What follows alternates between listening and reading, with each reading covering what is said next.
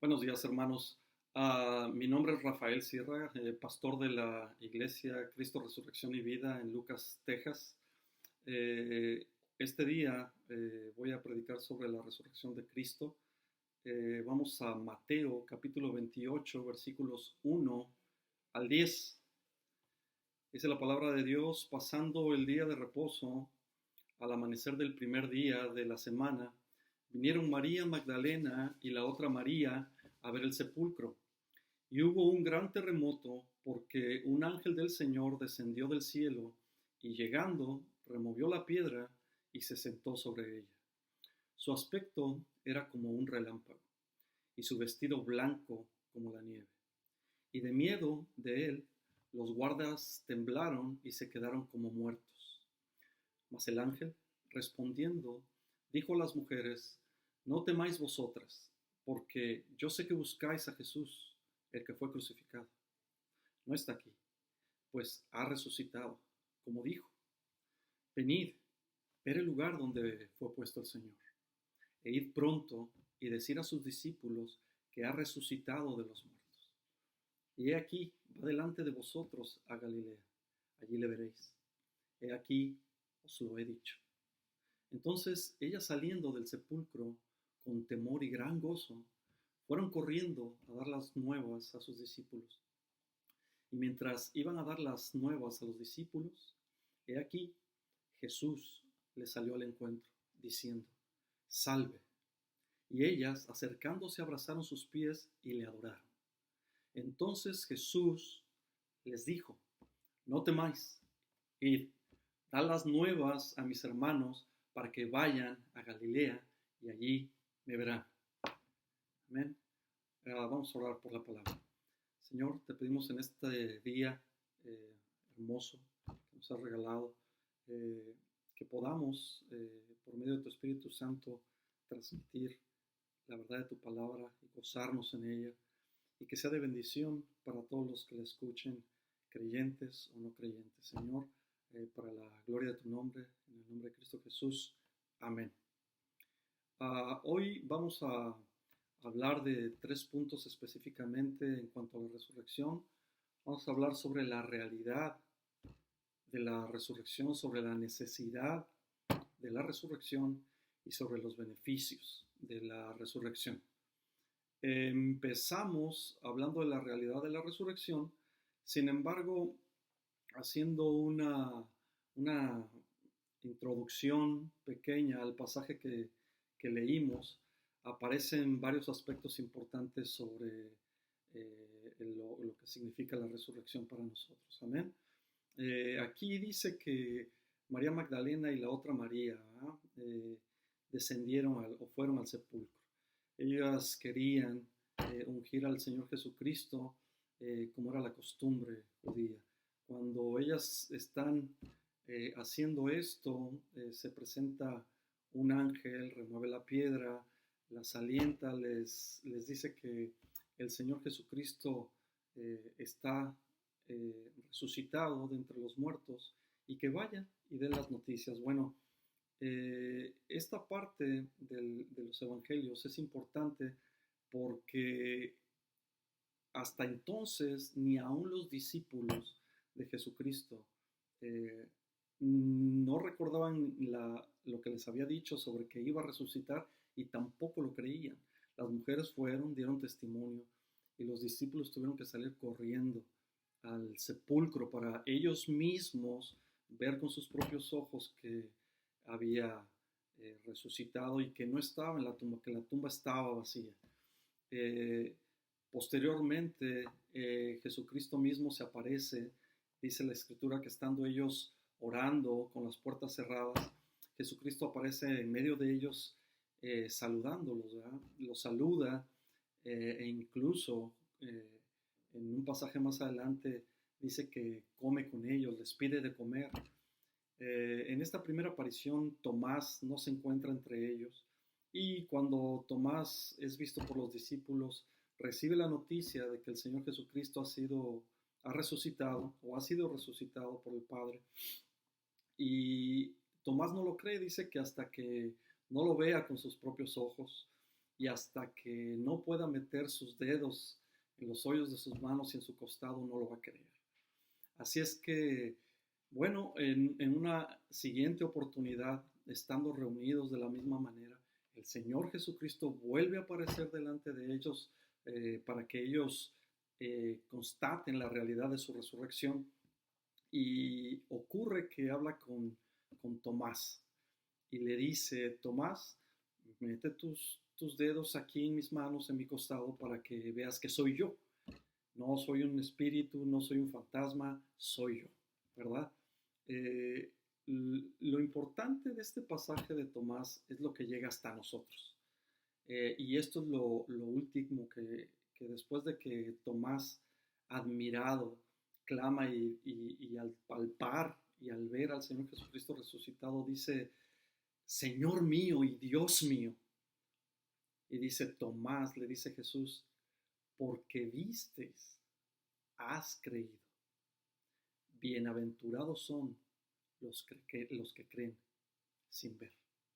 Y ahí es donde todos nosotros, el resto de la cristiandad, aparte de los testigos oculares que cuentan por cientos y cientos de personas a quien Cristo se les presentó con pruebas indubitables o pruebas que no dejaban lugar a duda, ¿verdad?, de su resurrección, es que dieron testimonio, pero nosotros, dice Jesucristo, que somos más bienaventurados o bienaventurados somos por creer todas estas cosas sin necesidad de haber visto al Señor Jesucristo. Y esto es lo que en donde se funda la fe cristiana, y esto es lo más importante.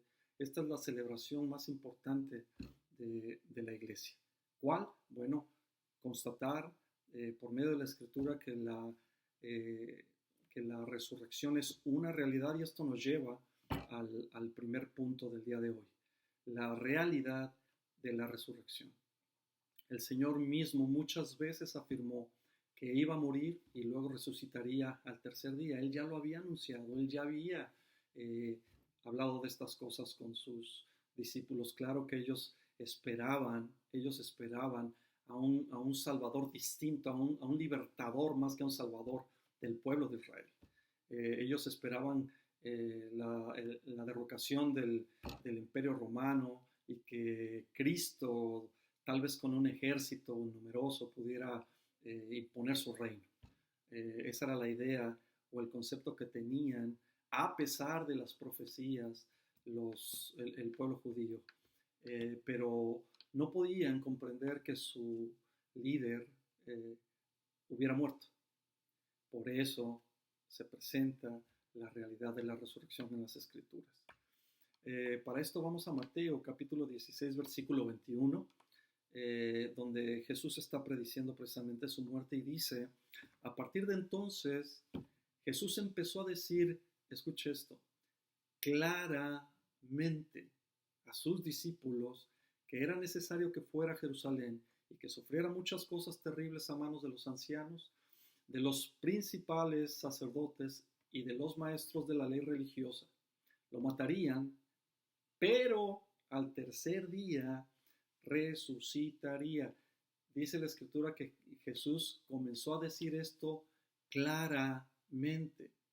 No era algo que él estaba diciendo a medias o ocultando o dando a entender. No, lo dijo con toda claridad.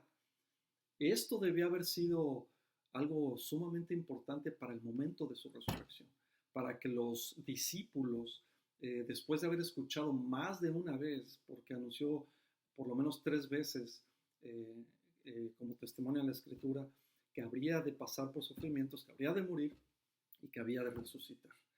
Después de resucitar, se presentó a los discípulos por 40 días, dándoles pruebas sin duda alguna, pruebas convincentes de que Él había resucitado. Vamos a ver otro ejemplo de la realidad de la resurrección en Hechos de los Apóstoles 1:3. Dice la Escritura: durante los 40 días posteriores a su crucifixión, Cristo se apareció varias veces a los apóstoles. Escuche, varias veces. No fue una vez, no fueron 2, fueron varias veces. y les demostró con muchas pruebas convincentes de que Él realmente estaba vivo y les habló del reino de Dios. Dice que Jesús demostró de muchas maneras.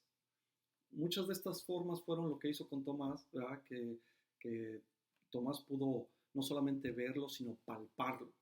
Posteriormente Pablo da el mismo testimonio, dice, nosotros que palpamos, ¿verdad? Y que tocamos y que con nuestros propios ojos vimos a nuestro Señor. Es decir, no era un fantasma, no era una alucinación como algunos pretenden calificar la resurrección de Jesucristo como una alucinación en masa. Lo difícil aquí de aceptar en esta teoría de la alucinación en masa es que tantas personas alucinaran al mismo tiempo estando en tantos diferentes lugares y en tantas diferentes circunstancias. Así es de que Jesucristo lo demostró. La intención era demostrarlo y que sus discípulos no tuvieran duda alguna, especialmente los apóstoles, porque una vez que ellos tuvieran la certeza de que Él realmente había resucitado, iban a poder recibir el poder del Espíritu Santo, pero algo muy importante que iba a hacer que escribieran todos los libros con los que contamos hoy del Nuevo Testamento. Y esto era valor. Se necesitaba mucho valor. ¿Por qué se necesitaba valor para escribir los libros? Bueno, en primer lugar, porque estaban amenazados de muerte. El Imperio Romano había advertido que si se predicaba a Jesucristo, serían castigados. Y los castigos romanos no eran azotes o cachetadas o encierros en la prisión. No, eran torturas salvajes y crucifixión hasta la muerte. Obviamente, cuando Jesucristo muere, lo primero que hacen los discípulos por instinto natural de supervivencia y por un gran temor a morir, es irse realmente asustados. ¿Quién no se iría asustado estando bajo la opresión de un imperio que utiliza la fuerza bruta de un ejército para aplacar a la gente? Cualquier situación o alteración que ocurría en la sociedad en ese momento iba a ser castigada, especialmente si se predicaba especialmente a Jesús después de haber resucitado. Cuando ocurre esta situación y Jesucristo se presenta de muchas formas delante de ellos, no solamente da el testimonio y las pruebas de que realmente resucitó en un cuerpo que estaba vivo y que era corporal su resurrección. No solamente convenció con pruebas a los discípulos, sino que les infundió el valor necesario para poder proclamar la verdad de su resurrección. Más de 500 personas lo vieron, no solamente los discípulos. Lo vieron vivo después de su resurrección. De esto habla el apóstol Pablo en 1 Corintios 15, versículos 5 al 9. Vamos a leer esta porción para ver cuál es la palabra que hace énfasis en este pasaje. Dice Corintios 15, de 5 al 9, lo vio Pedro y luego lo vieron los 12. Más tarde lo vieron más de 500 de sus seguidores a la vez, la mayoría de los cuales todavía viven, aunque algunos ya han muerto después de unos 200 años. Algunas de estas personas seguían vivos, otras se habían muerto, es decir, podían seguir dando el testimonio. Dice el versículo 7, luego lo vio Santiago y después lo vieron todos los apóstoles. Por último, como si hubiera nacido en un tiempo que no me correspondía, también lo vi yo, pues soy el más insignificante de los apóstoles. De hecho, ni siquiera soy digno de ser llamado apóstol, después de haber perseguido a la iglesia de Dios como lo hice. Escuche la palabra que aparece aquí con una insistente énfasis. Dice aquí, lo vio Pedro, lo vieron 12, lo vieron 500, lo vio Santiago, lo vieron los apóstoles, y luego lo vi yo, lo vieron. Es decir, ¿qué mejores pruebas de o qué mejores evidencias que poder ver con nuestros propios ojos en diferentes circunstancias y de diferentes maneras que realmente el Señor había aparecido. Y cuando lo vieron, no solamente lo vieron. Dice el pasaje que acabamos de leer que les predicó el reino de los cielos. Es decir, Jesucristo siguió predicando, Jesucristo siguió enseñando, Jesucristo siguió animando, Jesucristo siguió infundiendo aliento, esperanza. Jesucristo siguió haciendo discípulos aún después de resucitado. Vamos a ver en Hechos de los Apóstoles parte de la realidad que es de la resurrección de nuestro Señor Jesucristo. Acuérdense que los apóstoles proclamaron su resurrección a pesar, escuche, de las amenazas y de los castigos de las autoridades. Históricamente, creo yo, y no solo yo, sino muy buenos comentaristas, de donde yo he aprendido mucho, que este es probablemente históricamente uno de los, una de las afirmaciones más importantes de que el Evangelio con respecto a la resurrección es cierto. Hechos de los Apóstoles, capítulo 3, versículos 13 al 15, dice la palabra: pues es el Dios de Abraham, de Isaac y de Jacob, el Dios de todos nuestros antepasados, quien dio gloria a su siervo Jesús al hacer este milagro. Es el mismo Jesús a quien ustedes rechazaron y entregaron a Pilato, a pesar de que Pilato había decidido ponerlo en libertad. Ustedes rechazaron a ese santo y justo y en su lugar exigieron que soltaran a un asesino. Ustedes mataron al autor de la vida, pero Dios lo levantó de los muertos. Y nosotros somos testigos de ese hecho. Aquí está el sermón de Pedro en el libro de los Hechos, hablando sobre el testimonio de que Dios había levantado a los muertos a Jesucristo. Y vemos ampliamente a través de los pasajes que leímos ahora la realidad de la resurrección. Y una vez que contemplamos la realidad o la resurrección como una realidad, vemos que no solamente fue real y que no solamente es producto de una fe ciega, sino que eso provoca la fe verdadera.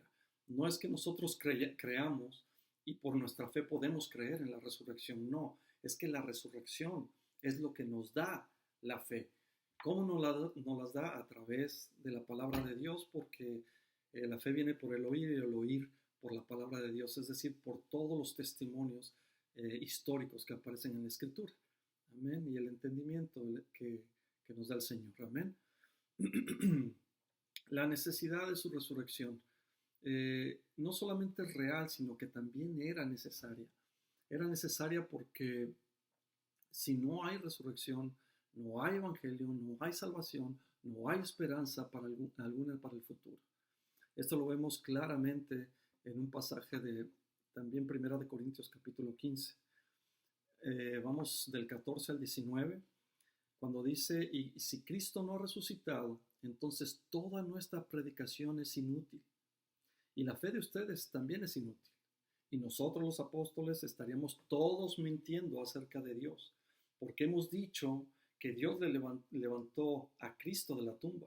Así que eso no puede ser cierto si no hay resurrección de los muertos.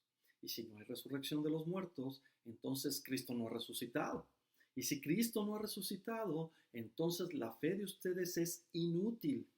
Y miren esta parte, hermanos. Esta es la parte más escalofriante de esta secuencia lógica que está siguiendo Pablo con respecto a si hay o no hay resurrección de los muertos, la cual incluye la resurrección de Jesucristo. Fíjese, dice: así que eso no puede ser cierto si no hay resurrección de los muertos. Y si no hay resurrección de los muertos, entonces Cristo no ha resucitado. Y si Cristo no ha resucitado, entonces la fe de ustedes es inútil. Y todavía, escucha, esta es la parte escalofriante de si no hubiera resurrección de Jesucristo. Y todavía son culpables de sus pecados. Es decir, si no hay resurrección, entonces no hay confirmación de parte de Dios de que Jesucristo pagó por los pecados.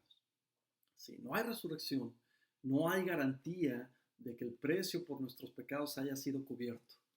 Si no hay resurrección, entonces nuestros pecados todavía están sobre nosotros. No hay pecado perdonado, no existe pecado que se haya perdonado aún. Por lo tanto, sufriremos la consecuencia de pagar nosotros el precio por nuestros propios pecados, cuando en realidad la resurrección confirma que la ofrenda y el sacrificio vivo del Cordero de Dios, Jesucristo, fue aceptado por el Padre.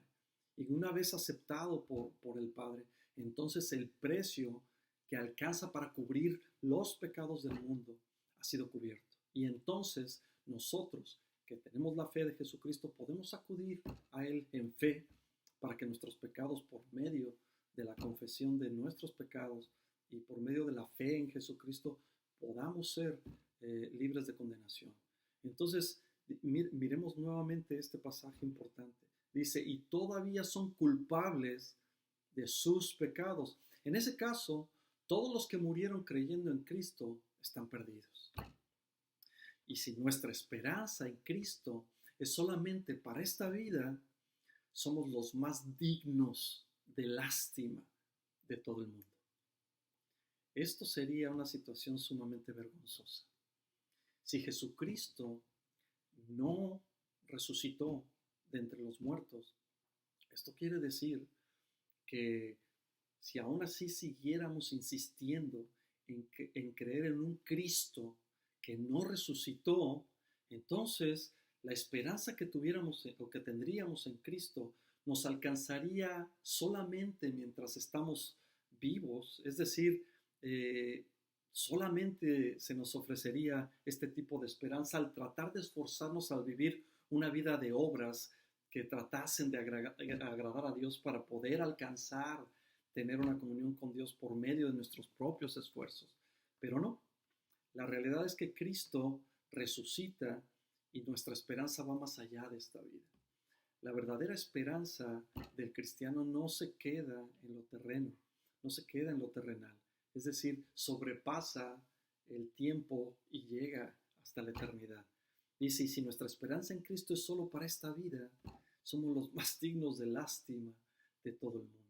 Como dice la Escritura más adelante, si ese fuera el caso, bueno, pues entonces comamos y bebamos, porque solamente hay una vida y el mundo se va a acabar y entonces todos podemos hacer lo que queramos hacer porque va a ser la única forma de disfrutar lo que conocemos como vida. Pero no es así. La vida se puede disfrutar en Cristo de una forma íntegra, viviendo de una forma en la que podamos agradar a Dios por medio de la fe, porque sin fe nadie puede agradar a Dios. Así lo dice la Escritura, así lo creemos y esa es la realidad. Lo interesante de estos pasajes es que nada modifica el hecho y la realidad de la resurrección. Es decir, creamos o no en estas cosas, Jesucristo resucitó. Lo importante es alcanzar la fe y para poder alcanzar la fe necesitamos ser enseñados por la palabra de Dios. Amén. Si Cristo no resucitó, entonces Pablo habló falsamente porque toda la predicación de Pablo, y no solamente Pablo, sino la de todos los apóstoles, es decir, todo el Nuevo Testamento está fundado en la resurrección. Es decir, todo el Nuevo Testamento y su valor serían nada o menos que nada, sería basura. Mira este pasaje. Y si nosotros, hablando el apóstol, en el versículo 15 otra vez, y si nosotros los apóstoles estaríamos todos mintiendo acerca de Dios, porque hemos dicho que Dios lo levantó de los muertos de la tumba, levantó a Cristo de la tumba. Así que eso no puede ser cierto si no hay una resurrección de los muertos. Es decir, hubieran mentido, hubieran sido falsos. ¿Y usted cree que una persona con una amenaza de muerte en las espaldas, con el temor de ser perseguido hasta la muerte, de ser torturado, ser castigado, iba a insistir en predicar a un Cristo resucitado si éste realmente no hubiera resucitado? Por supuesto que no. No solamente no fue falsa la predicación de Pablo y del resto de, de los apóstoles, sino que está confirmada y está totalmente comprobada históricamente. Lo podemos ver en todos los evangelios. Y también Juan, en el Apocalipsis, cuando dice en el capítulo 1, versículo 18, presentándose Jesucristo delante de él, le dice: yo soy el que vive. Estuve muerto, pero mira, ahora estoy vivo para siempre, por siempre y para siempre. Y tengo en mi poder las llaves de la muerte y de la tumba. En otras versiones o traducciones quiero decir, tengo las llaves de la muerte y del Hades. Es decir, Jesucristo conquistó la muerte, venció la muerte. Estuvo muerto, Él lo dijo, yo estuve muerto, pero mírame, estoy vivo, vivo por siempre y para siempre. Y en eso nos alegramos nosotros porque estando Cristo vivo, nosotros tenemos la esperanza de todas sus promesas. Entonces, aquello que dijo Jesucristo, que he aquí voy delante de ustedes, pero no los dejo solos, y no los dejo huérfanos, sino que les envió al otro Consolador, aquel que los guiará a toda verdad y a toda justicia. Todas esas promesas de Jesucristo se pueden cumplir porque Él cumplió todo lo que el Padre había exigido como pago por los pecados. Y fue entonces que Dios glorificó al Hijo y lo sentó a su diestra.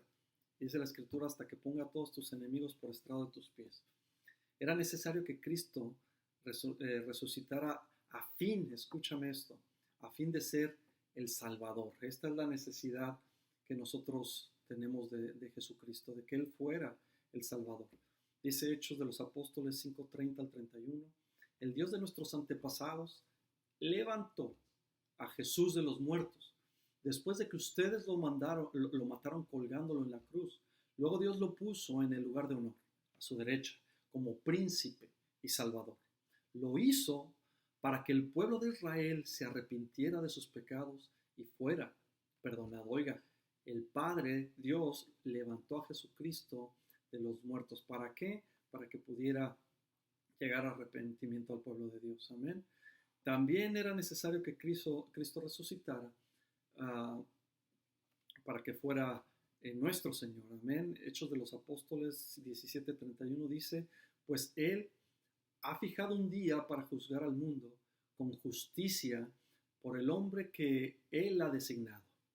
Y les demostró a todos quién es ese hombre al levantarlo de los muertos. El Señor Jesucristo es Señor y tiene autoridad sobre toda su creación, autoridad que le ha sido dada por el Padre para que Él pueda juzgar al mundo como Señor de la creación. Amén. Y por último, esto como Jesucristo como Señor trae muchos beneficios a todos los que somos de la fe de Jesucristo, y vamos a revisar 6 de ellos dentro de la resurrección, de la gloriosa resurrección de Jesucristo. Su resurrección es una garantía, es la garantía de la eficacia, de la perfección, de la ofrenda que Él realizó con su cuerpo una sola vez y para siempre. Esto lo podemos contemplar claramente en el libro de Hebreos, cuando dice en el 10 al 12, pues la voluntad de Dios fue que el sacrificio del cuerpo de Jesucristo nos hiciera santos una vez para siempre. Bajo el antiguo pacto, el sacerdote oficia de pie delante del altar día tras día, ofreciendo los mismos sacrificios una y otra vez, los cuales nunca pueden quitar los pecados. Pero nuestro sumo sacerdote se ofreció a sí mismo, a Dios, como un solo sacrificio por los pecados, válido para siempre. Luego se sentó en el lugar de honor a la derecha de Dios. Escuche, El sacrificio de Jesucristo fue válido para siempre, es decir, es la garantía de nuestra salvación. Amén. Esto también, otro beneficio de nosotros los creyentes, los cristianos, es que la resurrección de Jesucristo asegura nuestra regeneración. Primera de Pedro, nuestra regeneración o nuevo nacimiento, que es lo mismo. En Primera de Pedro 1:3 dice que toda la alabanza sea para Dios, el Padre de nuestro Señor Jesucristo. Es por su gran misericordia que hemos nacido de nuevo, porque Dios levantó a Jesucristo de los muertos. Ahora vivimos con gran expectación. Es decir, gracias a que Jesucristo fue resucitado por Dios Padre de los muertos, es que nosotros podemos nacer de nuevo. Porque Dios levantó a Jesucristo de los muertos. Amén. El beneficio del que todo el mundo hablamos dentro de la fe cristiana es la salvación. Romanos 10:9 dice, si confesáis con tu boca que Jesús es el Señor y crees en tu corazón que Dios lo levantó de los muertos, serás salvo. ¿Cuándo salva una persona? Cuando confiesa de su boca, pero cuando cree en su corazón que Dios lo levantó de los nuestros. En ese momento la persona realmente recibe la salvación de Dios. Cuando en el corazón, es decir, lo que la Escritura define como corazón es con el entendimiento, con la mente. No nada más un sentimiento enamorado de Cristo, no. Es realmente un entendimiento, un convencimiento de parte de la Escritura.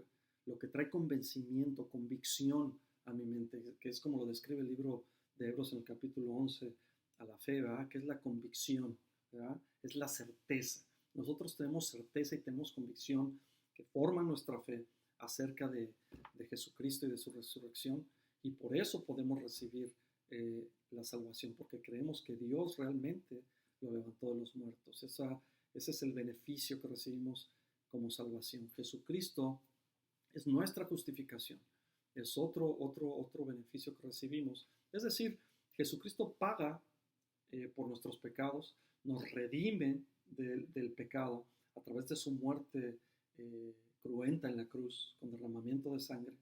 Pero no se queda ahí. No solamente fuimos redimidos, también necesitamos ser justificados delante de Dios. ¿Para qué justificados? Para que Dios nos vea a nosotros a través de Jesucristo. Es decir, tú, hombre, pecador, cuando Dios posa la mirada sobre ti, no te ve a ti únicamente, sino que te ve a través de Jesucristo. Es decir, te ve a través de la justificación del pago que se pagó, del precio que se pagó por tus pecados. Así es como Dios ve a aquel que se arrepiente, a aquel que confiesa sus pecados, a aquel que por la fe que cree en Jesucristo. Y creer en Jesucristo es creer en su obra de redención completa, incluyendo la resurrección. Romanos 4, 24-25 dice, también para nuestro beneficio, porque nos asegura que Dios nos considera justos a nosotros también si creemos en Él. Es decir, la justicia imputada, ¿verdad? Porque nosotros justo no hay ni aún uno, dice la Escritura, y eso lo sabemos. Todo mundo sabe que es pecador. Eso no es un misterio. Pero aún siendo pecadores, ¿verdad? Dice otra porción de la Escritura que Dios demuestra su amor al mundo en que aún siendo pecadores, Dios entregó a su Hijo por nosotros. Y aquí en este versículo dice, en el 25, Él fue entregado a la muerte por causa de nuestros pecados. Escucha, todavía después de que Jesucristo es muerto por nuestros pecados, después de que el precio ha sido cubierto, todavía es resucitado para hacernos justos a los ojos de Dios. Es decir, Él cumplió y su obra fue completa. Sin embargo, había, ¿verdad?, que presentar la prueba de que el sacrificio había sido acepto, agradable a Dios, que había cumplido con todas las exigencias de la ira de Dios, que había cumplido toda la ley de Dios, es decir, en otras palabras, que Cristo murió sin pecar, ¿verdad? Dice la Escritura que por cuanto entró el pecado al mundo, entró también la muerte al mundo.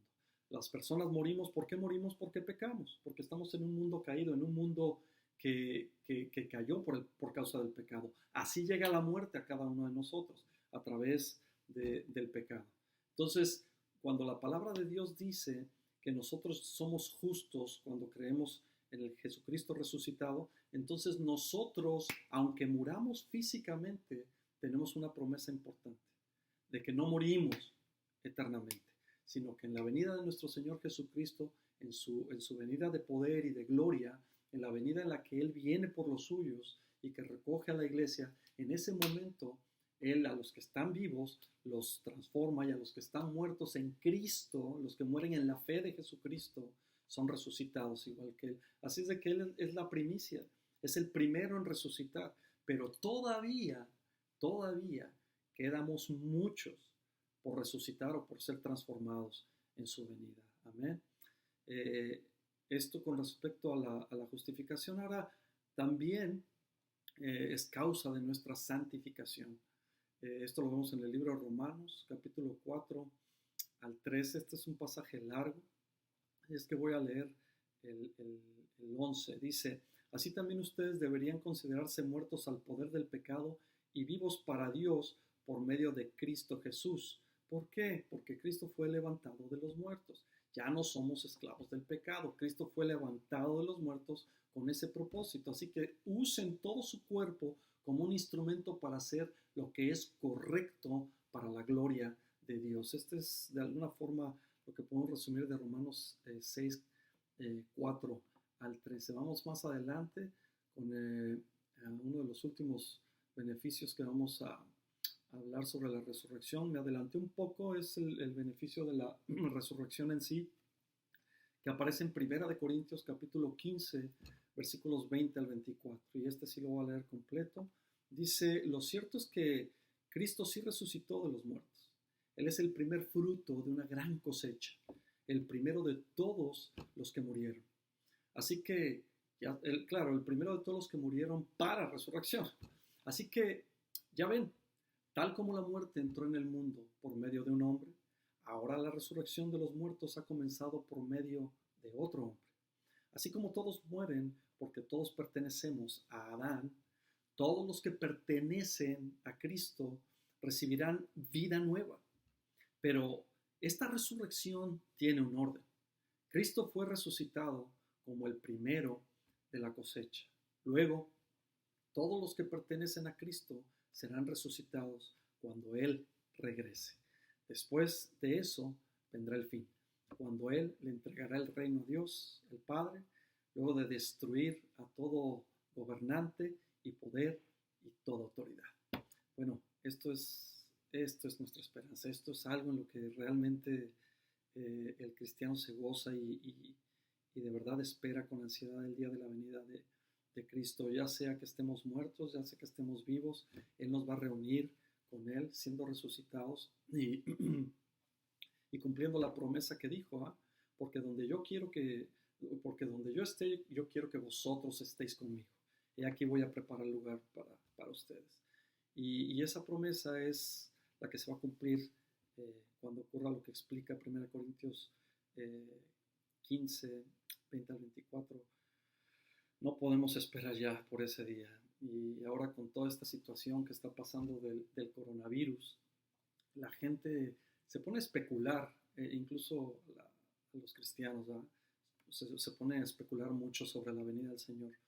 A mí, como siempre se los he dicho en la iglesia, no me preocupa tanto los tiempos ni las sazones que están en la sola potestad del Padre, como dijo Jesús, sino que lo que me importa y lo que nos debe de importar a los cristianos es el mero hecho de que Él vuelve.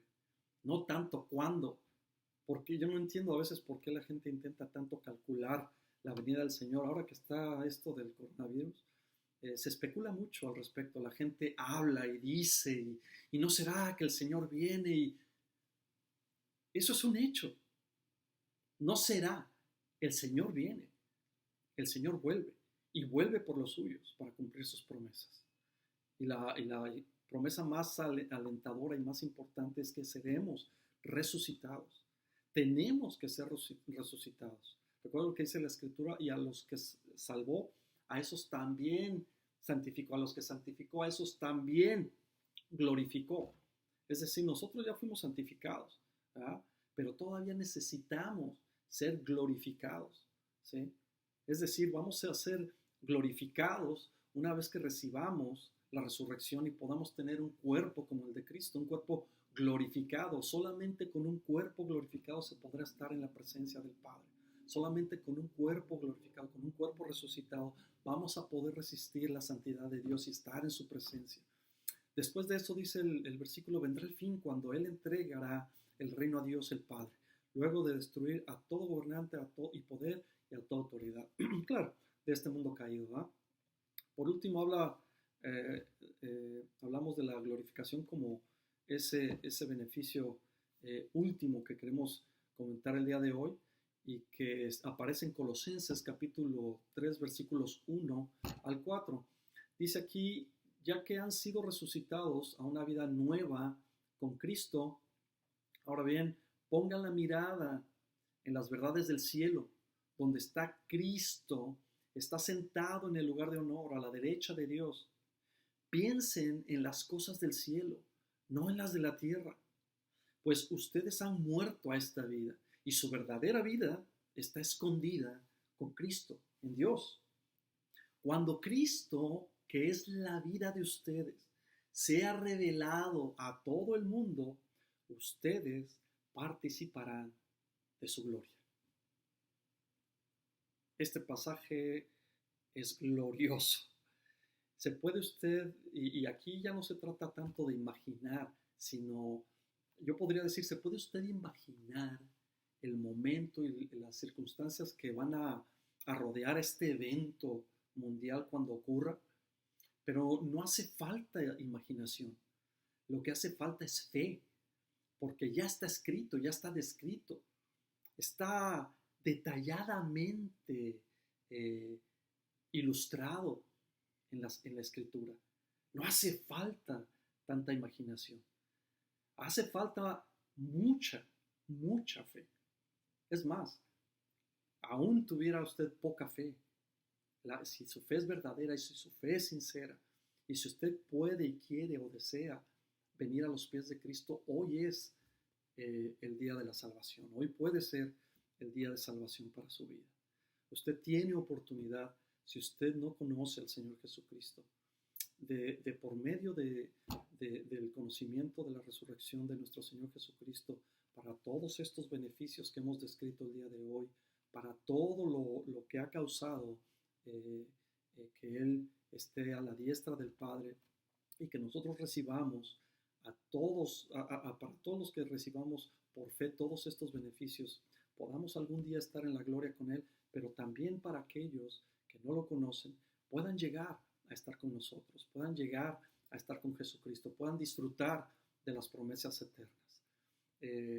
Hoy quiero darte gracias, Dios, por iluminarnos con tu palabra, por darnos el privilegio de poder escuchar todo lo que tu palabra habla con tanta claridad, sin ocultar nada sobre la resurrección de Jesucristo, dejando amplio testimonio, no solamente histórico, sino certeza y confianza en lo que estamos leyendo, no solamente porque son documentos históricos, sino porque la fe que ha sido puesta en nuestro corazón ha traído convicción, ha traído certeza a nuestra vida, de que no solamente Jesucristo es el Señor, el Salvador, sino de que está esperando con sus brazos abiertos que todos y cada uno de nosotros procedamos al arrepentimiento.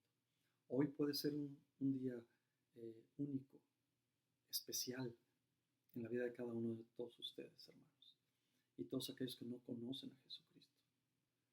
Rinde tu corazón a Cristo, es decir, rinde tu mente, rinde tu ser íntegro, rinde tu persona a la autoridad de Jesús.